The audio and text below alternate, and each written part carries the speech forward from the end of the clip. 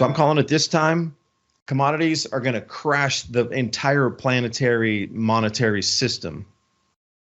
September it begins, December it ends. It's really going to happen that fast because the first deliveries come up in September. The amount of paper contracts out there is limitless pretty much. But people have realized that, you know what, like me, there won't be the corn. So what if I get the corn? I could probably get it in my physical hand and then on sell it to somebody for a 20 or 30% gain easily, just even in a day or two of transaction. Go, oh, I got 50 barges of corn. Who wants it? Nobody else can get it. So a lot of people are onto this and they understand it. And with China bidding in higher than the world price right now, that if you're able to even get that corn, anywhere in the world will pay you unbelievable amounts for that because there's food shortages happening now.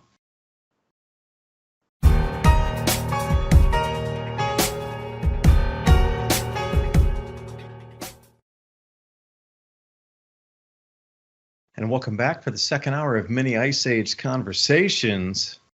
David Dubine here along with Ransom Godwin, Revolution Radio, Studio A. Thanks for letting us chat. If we were looking for signs that we are coming into the end of what we know as the present Homo sapiens sapien. But what is the deal with this? They're already planning for it. And I say, what else is being planned for? Oh, the Bank of England. You know, these nefarious characters here putting into play their bank bail-in protocol. Yeah, that was passed after 2008 that the bail-ins would be the bailout for the bank. Because see, 2008, the law was changed after this subprime financial crisis. And we're repeating a lot of chapters here. Like this subprime financial crisis, everybody got in on early mortgages and hardly had to put like $1 down, but your mortgage would go up and down with the interest rate of the gov. But it was so stable for a while that people were like, okay, it'll stay at like 3%, 4%. It won't move up from there. But it did greatly in 2007. In 2008, it got so unaffordable because people's mortgages rose so quickly that they just dropped the keys on the table and walked away en masse. And it took bank after bank after bank down. So then all these banks were getting nearly to the collapse of the financial system. They had to put in a bunch of paper fake money back at that time too. And, you know, they were quibbling about like not even $1 trillion at that time to save the system. And the request was for 700 and something billion in a single night. And they were freaked out. It wasn't even $1 trillion they were asking for. And it was still like so orders of magnitude above anything ever asked for that it shocked everybody. But now 780 or something billion on a single transaction helps save the monetary system. You're like, oh, we can do that every night now. You know, and just the way they frame it now, it's trillions, 34 trillion. You know, those bank bail-ins, the same thing like these scoundrels did that are in the Federal Reserve, the Board of Governors in the Federal Reserve. They passed a law at the very top of the market that they were no longer allowed to own any equities or bonds or anything in the financial markets, and they forced themselves to sell. Just before the very top of the market, they passed that. 2 months later was the very top of the market as we know it today, and they all had to sell forced at the point of a, you know, mandate or something, or they're going to lose their position. You need to sell everything. They forced sold themselves at the high of the market. These are the people you're dealing with that also passed those same bailout bills back in 2008 and 9. Financial crisis was going to collapse. Seriously, was going to collapse, or so they say. They needed the almost $1 trillion. Because of that, so many banks failed. Freddie Mae, Fannie Mac, anything real estate. Well, this time it's going to be anything commodities. I am making a bold call here, and please, Ransom, write this down or else I'm going to forget it in my state of mind right now. The next, just like it was the you know, Fannie Mae, Freddie Mac that got taken down in the real estate collapse in 2008. The commodities houses and the commodities brokers and the trading houses are going to get taken out this time because there's not going to be enough corn to deliver on contract. There's more people with contracts now pledging to take delivery out of Chicago in September, which is just literally a few months away, than there is the amount of corn in the United States to fill the contracts. At this time, we're months away from anywhere. And now they're basing it on what they're getting for crop forecast now. But now it's getting worse and worse and worse. There's droughts and like lowering yields everywhere across the board. Like everything that was planned at the beginning of the year for yields is down at least 20%. And then you got the fertilizer shortages too on top of that. I'm just talking about natural effects. So the way the cascade of the demolishing of the financial system is going to be based on the product base itself. Because if you don't have the corn, you can't manufacture almost any product that we have. From the fuels that need the ethanol to most of the things in the supermarkets that need some sort of corn product in them. And then we got the animal feed, and corn is in every finger. Like you said, it's technologically right now in this transition, there's a finger in every bit of technology that there could possibly be applied to society right now. Well, same thing with corn. It's in everywhere. It's really a place you cannot find a corn byproduct. The same thing with diesel and different emulsifiers and these different things that go into diesel fuels. They got 5-6 extra chemicals that need to go in there, along with the DEF, that's that diesel exhaust that's mandated by the EPA to reduce pollution. Like that's an extra thing that's just not there. So I'm calling it this time, commodities are going to crash the entire planetary monetary system. September it begins, December it ends. It's really going to happen that fast because the first deliveries come up in September. The amount of paper contracts out there is limitless pretty much.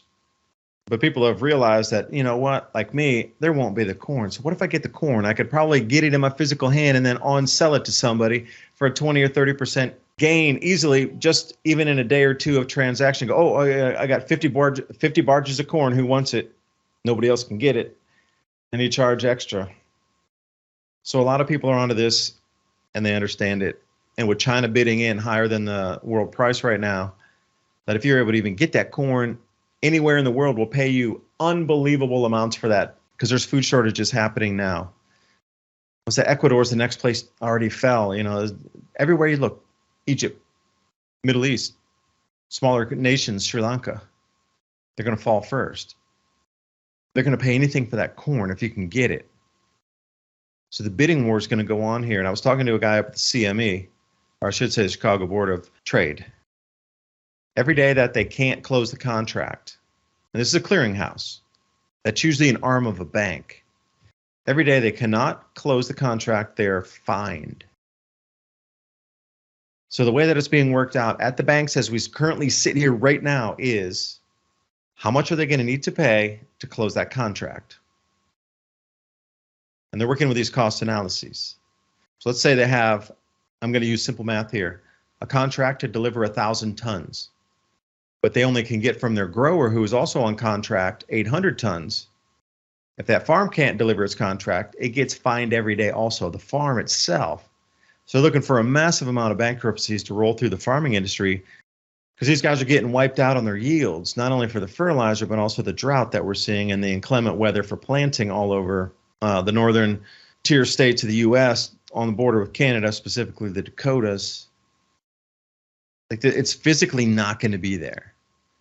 So whoever has the most money to buy it to cover and then get the extra to close their contract. So you're looking on the market for 200 extra tons because your contract's for 1,000. You got to deliver, getting fined every day. I can deliver 800 tons of it. Okay, so I'm out on the market trying to scrap together 200 tons. And this is where lies in the problem, is the banks are going to bid to any price it takes to get that corn. Now, soybeans, as I was talking with my contact there, was saying, David, you're not going to believe this. They're talking like $50 soybean. That's never been that. It's not even conceivable to go that high, ever. Even where we're at the record high ranges now, to say 50, you'd be laughed out of a room. I was nearly laughed out of a room for calling $20 wheat last year.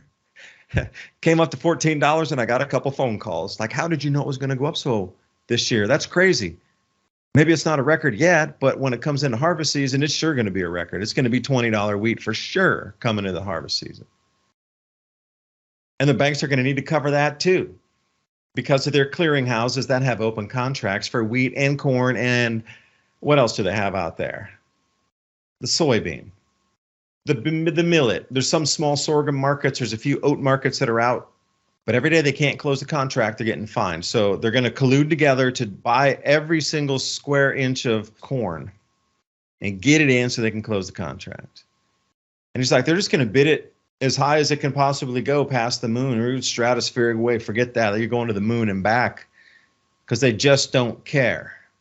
Because the losses are going to exceed and they're going to crash the balance sheet and crash the parent bank off of this.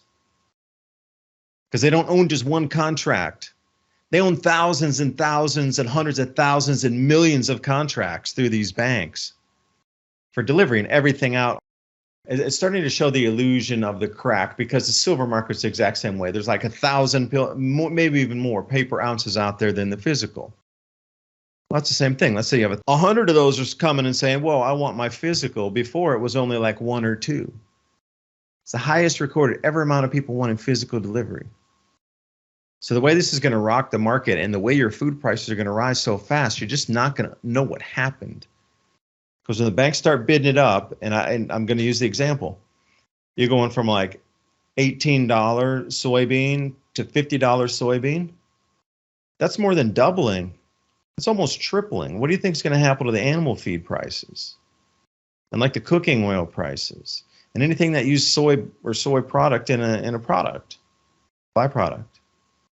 How many things have soy meal in it, or soy flour, soy milk, soy everything?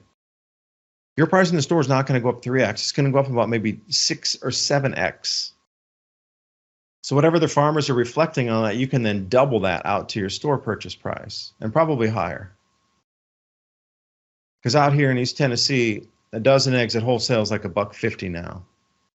It did creep up to around $1.70. But you think about what you're paying for a dozen eggs out in the store now, you're easily at $4. And the beef right now about $1.60 live weight per pound. Then you look in the store and you go, no way, you're not anywhere close to $1.60 on a piece of meat anywhere. In lamb, it's what's it, $2.30 a pound. Last year it was $2 a pound live weight. But I can't tell you anywhere in the world where you can get a lamb cut for like $2. You got to buy a live weight animal. You got to do the process. You got to figure it out. Dress that thing out into steaks and meats that you can use. So I don't know, Ransom, I lost my thought there. But something nefarious this way comes. You made me hungry talking about all those steaks and stuff. All of what you said is obviously happening, and people sometimes don't understand the how things are relevant. Like you were talking about when all of these grains go up in price, that you're going to have all of these other products, everything breaded, all the animal feed, everything that takes these grains to oils. But not just that. Think about they're hiking the price of petroleum products up. What does that mean to you? Well, most people think about the gas pump being high and they're paying a lot for gas, but everything made out of petroleum increases. And for an example, I used to do vinyl siding right around the time that we were doing a lot of war.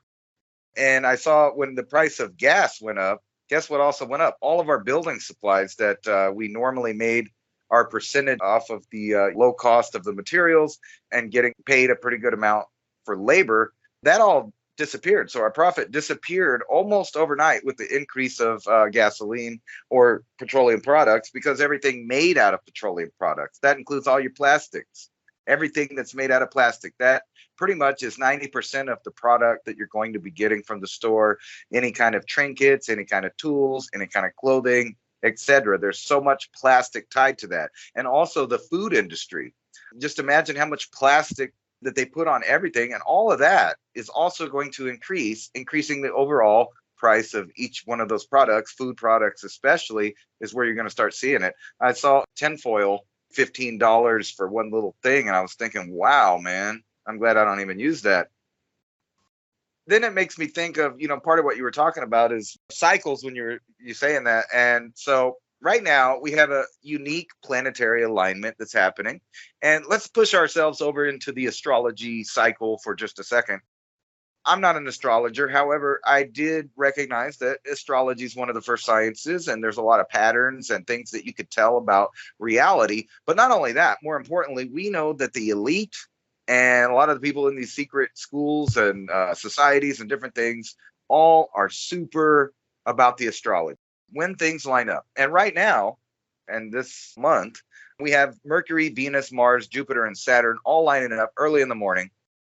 One thing I'm saying is imagine how the ancient people felt when they looked up and saw all of their visible gods in the sky at one time.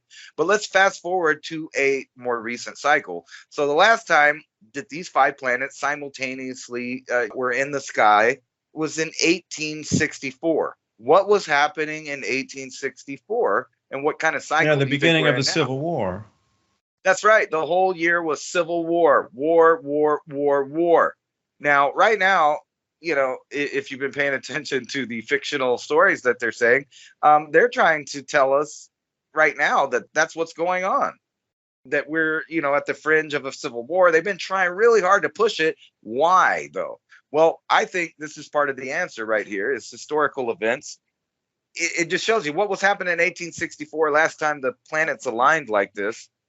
And what happened was is a bunch of war, the exchange of monies and goods and resources, and the realigning of partnerships, business deals, stock markets.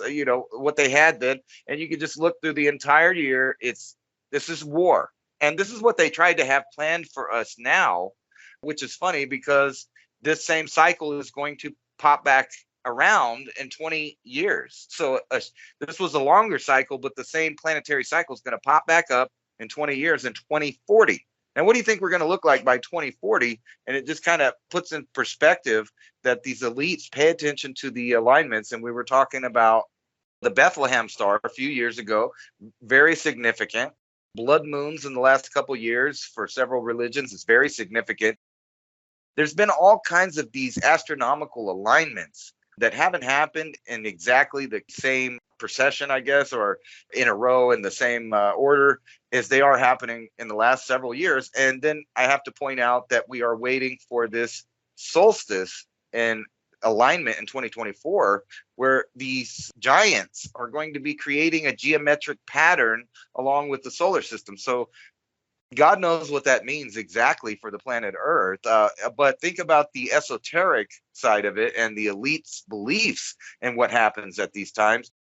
And you can see that these people are just rolling down a plan that was given to them by somebody at some time. I think a long time ago. And, I'm starting really to theorize that whatever technological civilization we had before was at least to the level, not like a extraterrestrial that we think about that needs all this energy to travel the universe to get from one place to another, but they came from local and might even have been some kind of other hominid, maybe not even an alien at all. But either way, when they talk about what they were doing, genetic, rocket fueled technology, they talk about that. So all of these are examples of our civilization right now. So they weren't that very far advanced. So they should have been at the point where they had created some kind of AI. And then civilization, as we knew it, collapsed there, or as they knew it, excuse me, and it took us thousands of years to recuperate. However, if you just had one piece of technology from that era of some kind of artificial intelligence, all you would be waiting for is for civilization to get back in the space it needs to build technological things. So it's true whether or not it was an ancient hominid that could have possibly done this. And think about it. They could have literally just used an old AI from something else. And that's where these plans come from. They didn't know how to technologically send it to the future. So what they did is they opened up secret schools of learning, secret libraries and things like that. And that's the only way that I can see possible that people like the Mayan, the Olmec, and various other cultures around the world had a 52,000-year history of celestial events. Which brings me back to this point. We're now in a pretty impressive event. If you get up early in the morning and look to, I believe it's the east, you'll see the moon and all of these planets all in a line. What was happening the last go round when all of these people were in power, these families, these elites, these entities like banking institutions that are ran by all of these secret societies, elites, and the occult, they love that stuff. So what was happening last time? Civil war. What are they trying to give us now? Civil war, world war. It's like all of these cycles are all coming into alignment. If you can just picture hundreds of different circles on their own path, their own cycle, kind of picture the Mayan or Olmec calendar and how it's a bunch of gears within gears within gears, and it turns, and there's all of these interconnected little cycles along with big cycles. And then weirdly, I don't know why, it just always made me think of this.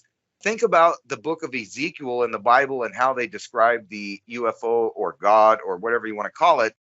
It was gears and wheels with faces, and it was all of the signs of the time now, which is chimeras, technology, artificial intelligence. The idea is getting closer and closer. And by the way, on July 5th, the large CERN Hadron Collider is going to collide particles at a speed they never have done before in an attempt to find particles from another dimension. Yeah, no, yeah, that's going to be an interesting day, isn't it? And then look to see astrologically what's happening, because here I got another factoid from you while you were talking. I looked up something here because I remember hearing a glimmer of this in like a couple weeks ago, about 1,000 years ago. And so the last time that the sort of similar alignment was 20 years ago. But here's the interesting thing. Like in the zodiac, you have the 12 quadrants of the sky. Now, this precision of the planets being spaced far enough out so the larger planets aren't overtaking the smaller ones, you can actually see a space between all of them so you can see the line of them. In the same exact quadrant of the sky was 949 AD. So it's not the alignment itself. It transited through the different zodiac signs, and then it's back where it was exactly in the same quadrant of the sky, exactly as it was 1,000 years ago almost. So the next time it'll do it in this exact same spot, the way we see it in the quadrant of the sky it is, and how spaced perfectly they are so you can see every one of those. The only time that exact parameter will ever come back again is the year 2492. I am saying something very similar is happening like October 23rd, 2024. The four gas giants are lining up into a square in the outer solar system. And if you do spin it around just right, it looks like the Kabbalah of the mysticism. Those four gas giants make the square, come straight down, and Earth and Mars are aligned and into the sun. And then Mercury and Venus are behind that, pretty much in line. So if you're looking at things celestial, and I've heard this also, a glimmer of this before, that the elites are waiting for this specific alignment. They are waiting for an alignment. I'm saying that's the same alignment in October of 2024 that they are waiting for. It's a pretty long wait to have the same exact lineup of the planets in the sky. That's real interesting that it's a 1,000-year event, and then they're firing up the collider here on the 5th. And what's going on then should be a question too. Full moon, new moon, I don't know, what kind of moon could it be? Since I've been reading into the electric universe and talking to different people and kind of viewing the universe, it kind of confirmed the way I viewed it already, but it just kind of connected it better. So I have this idea of this date is this, winter solstice 2024. The planets are aligned like this. What would happen if the sun produced a coronal mass ejection and it was pushed out towards Earth and then into these four gas giants that have these magnetic fields? What happens with all that energy? Does it bounce back to the Earth again for a second hit? And what would that look like as far as the cosmic rays hitting the Earth from two different directions? It makes me think of these things. What kind of weird magnetic phenomenon is going to happen? And that was just a what if, but what if we had a coronal mass ejection? Think about the energy, or even without it, the sun's energy that it's already pushing off, bouncing back from those magnetic fields would be all Earth facing, directed back at us. So there would be an increase necessarily, I would think. I mean, I'm not an astrophysicist, but I would think that just picturing it in my head in layman's terms of this energy bouncing off of magnetic fields coming back, it would be coming back at the Earth at that time.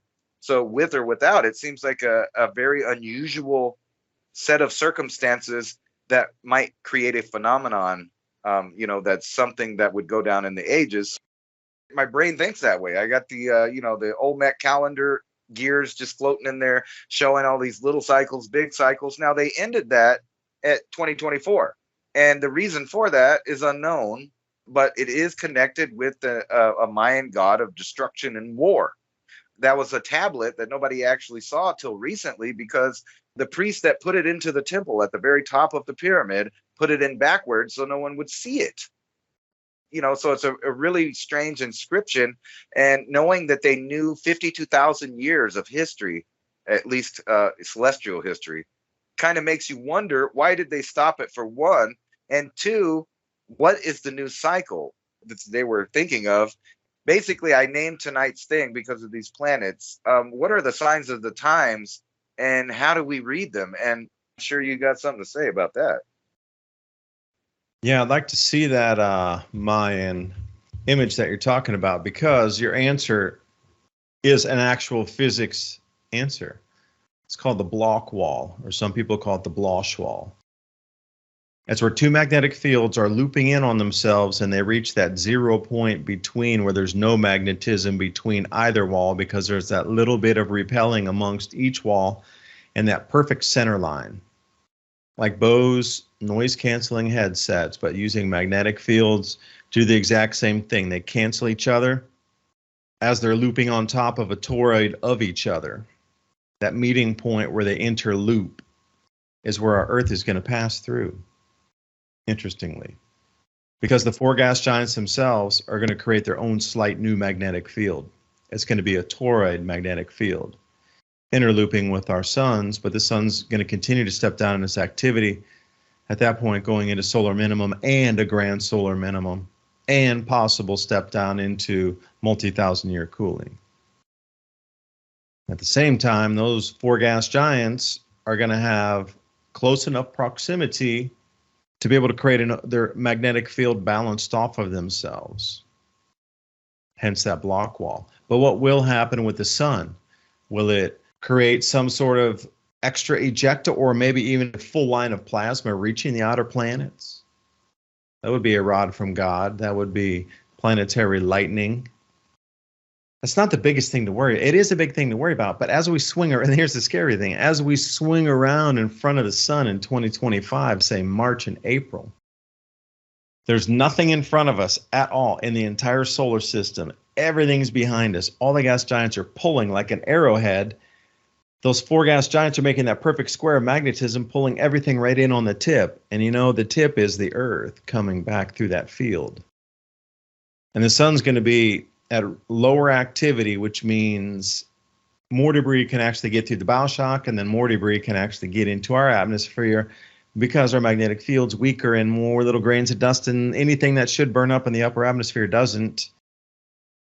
And we're going to be in a planetary rock field moving through this as the Earth by itself, in front of the sun behind us. If I'm just standing facing open space in front of me, directly behind me is going to be the sun and Mars and Venus and Mercury. And then we get into the outer gas giants. They're all in a perfect square, sucking whatever that's going to come in magnetically out of that open solar system, pure space in front of us. It's like riding the wave of on being on an open ocean sailboat and just sitting there and looking at nothing in front of you except open space out to the bow shock and further beyond. And everything's behind you like aircraft carriers, and you're looking like, whoa, what kind of wake are they creating? You got four aircraft carriers making a square. What kind of wake are they going to make? And you're out there on the bow of the sailboat looking, you can see this massive amount of stuff behind you. So there's going to be a huge planetary bombardment coming for at least 3 to 6 months. And once we swing back around the back of the sun, then things start to loosen a little bit on that second magnetic field.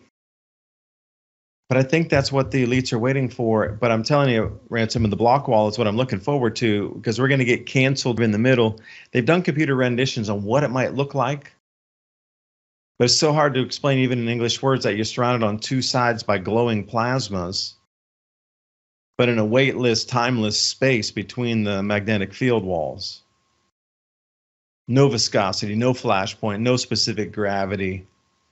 No pour points, no intervals, nothing.